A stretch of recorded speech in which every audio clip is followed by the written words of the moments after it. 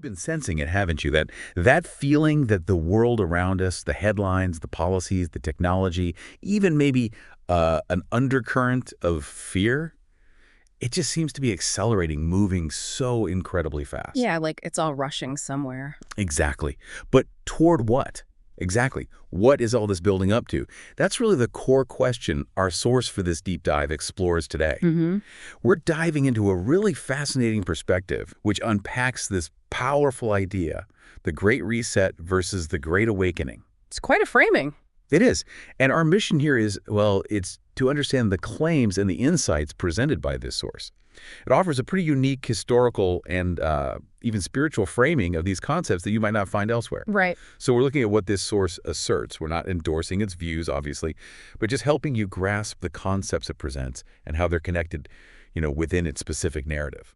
According to their analysis, this initiative was formally launched back in 2020, came from the One Economic Forum, spearheaded by its founder, Klaus Schwab. And the stated goals, as the source presents them, they sound incredibly ambitious.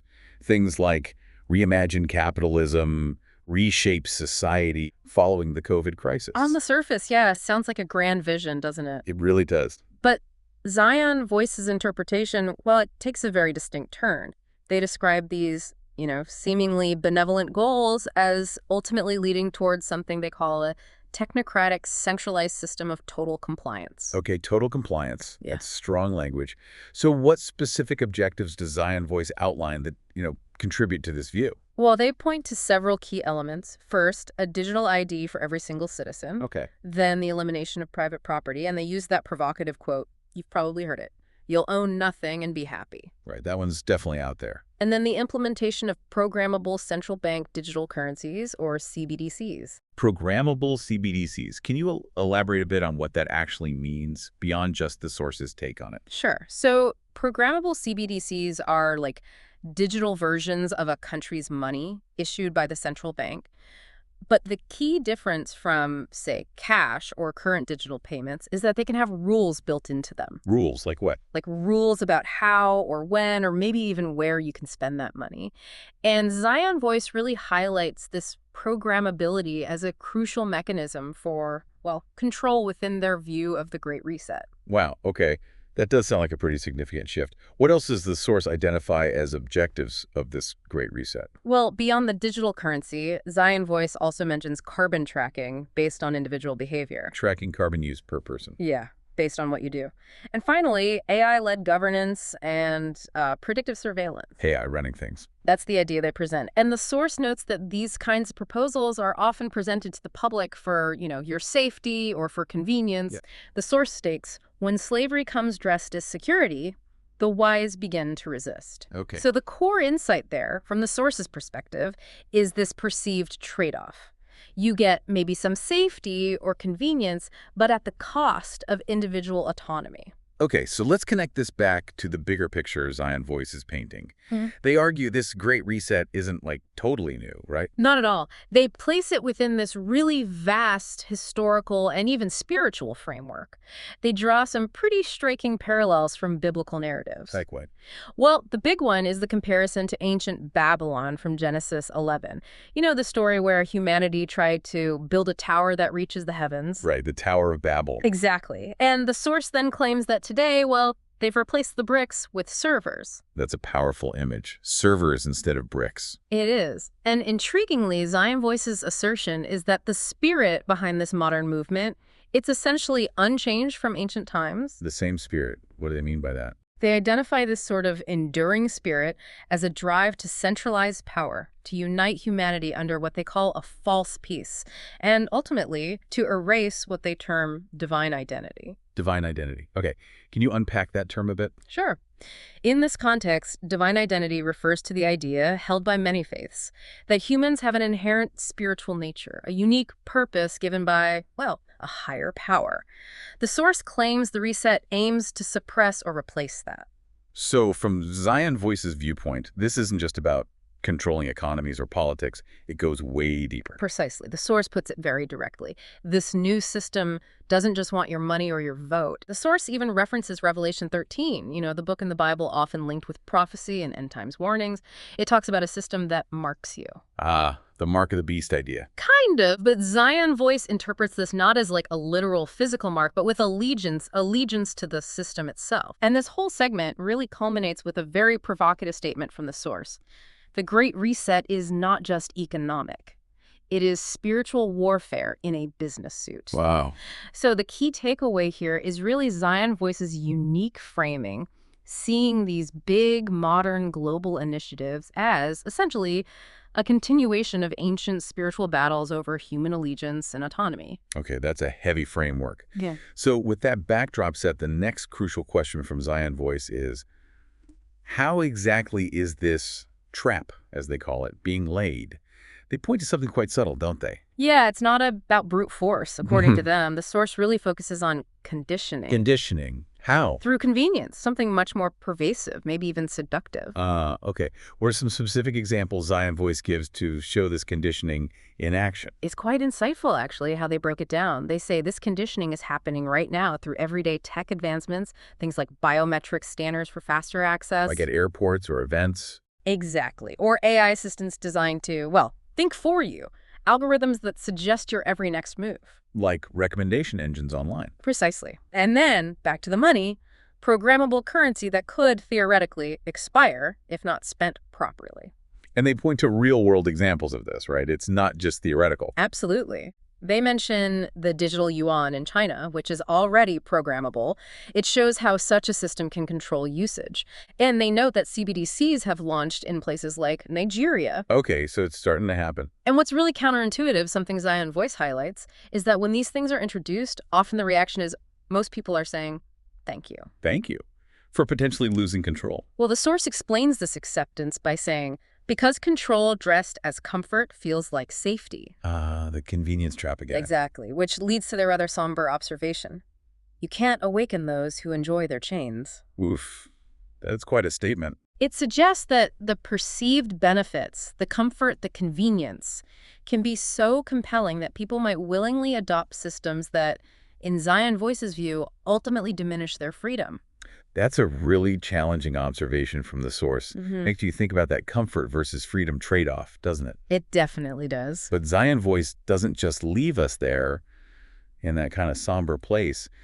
They pivot pretty dramatically to this powerful counter-narrative. They introduce the Great Awakening and the rise of the Remnant. Right, the other side of the coin. Yeah. And the source offers this really powerful message. If you're questioning the system, if you feel something's off, you are not alone. It even goes on to say that you're awake because you were chosen to be.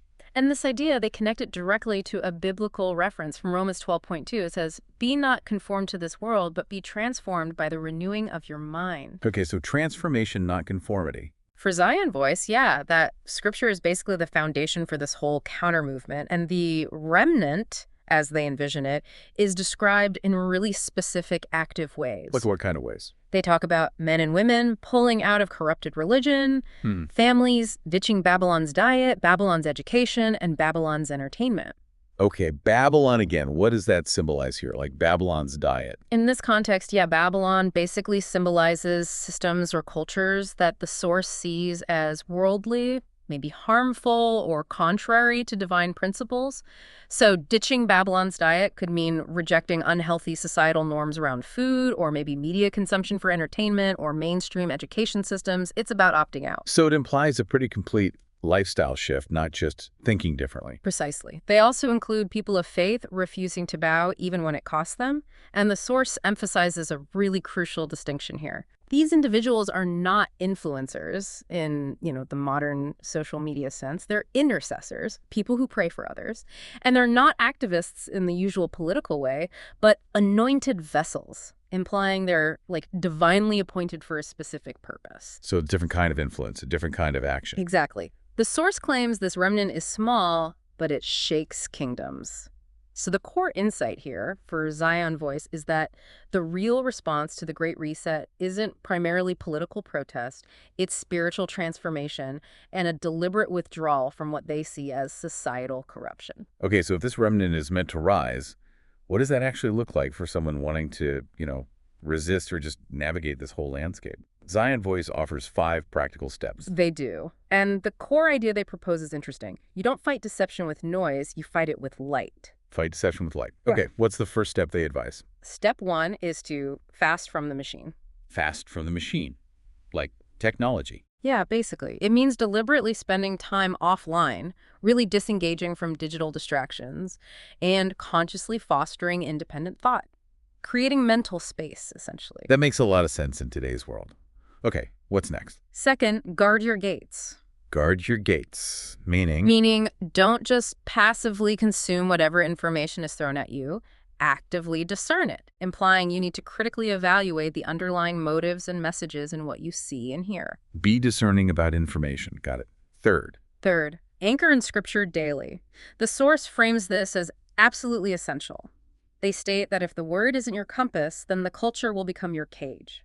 So a strong spiritual grounding is key for them. What about on a more practical, day-to-day level? Right. Number 4 is prepare practically. This involves tangible actions, things like growing your own food, learning traditional trades or skills, and building strong local communities. Getting back to basics almost. Kind of. The source explains this by saying, Babylon is global, but the kingdom starts local. It emphasizes self-sufficiency and, importantly, decentralized connection with others around you. Interesting. Local focus. And the final step. Finally, number 5, pray with clarity. And they're specific here, advising not just to pray for comfort, but specifically for clarity, for courage, suggesting a really fervent, focused, purposeful spiritual engagement. Okay, these steps are very prescriptive, aren't they? Tying back to that whole idea of the remnant and their distinct path, what's the implication of actually embracing this path, according to Zion Voice? Well, the source wraps up this section with a pretty powerful thought. Because the truth doesn't just set you free, it separates you. And that's the cost of the calling. It separates you. Yeah, it suggests that living out these principles, according to their view, will naturally lead to a kind of separation from mainstream societal norms and expectations. And for Zion Voice, that separation isn't necessarily bad. It's a necessary outcome, maybe even the price of genuine awakening. Okay, so as we bring this to a close, we've really seen how Zion Voice frames the Great Reset. It's portrayed as this complex, multifaceted initiative aiming to, well, redefine humanity itself, offering comfort and security on one hand. While potentially, according to the source, enslaving the body through fear and control mechanisms on the other. Right. And then in stark contrast, you have the Great Awakening, Which the source describes as this divine calling for a remnant to remember who they really are, their inherent spiritual identity and purpose. It demands courage, active resistance through these spiritual and practical means. and ultimately seeks to awaken the spirit to fulfill a higher purpose. Exactly. It's a narrative presenting two vastly different potential paths forward for humanity. It really is. And the source ends with that call to action. Yeah. Don't just wake up, rise up. So as you reflect on this, just consider which, if any, of those practical steps outlined by Zion Voice might hold some personal relevance for you, regardless of your specific beliefs, just in terms of navigating this increasingly complex, information-saturated world we're all living in. Something to think about.